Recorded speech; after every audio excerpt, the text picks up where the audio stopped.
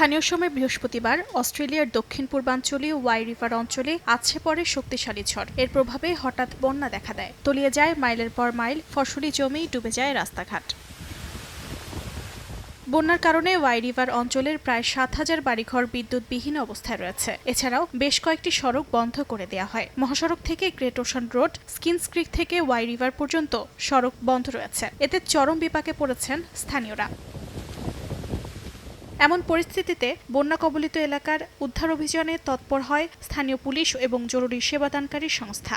বন্যার পানিতে আটকা পড়াদের নিরাপদে সরিয়ে নেওয়ার ব্যবস্থা করেন তারা। দেশটির দক্ষিণ পশ্চিমাঞ্চল এবং লর্নে এলাকা সহ আশপাশের নদী তীরবর্তী অঞ্চলগুলোতে জারি করা হয়েছে জরুরি সতর্কতা। বন্যা চলাকালীন বাসিন্দাদের নিরাপদে থাকার পরামর্শ দিয়েছেন দেশটির সরকার। অর্জিতা শাহজিন, সময় সংবাদ।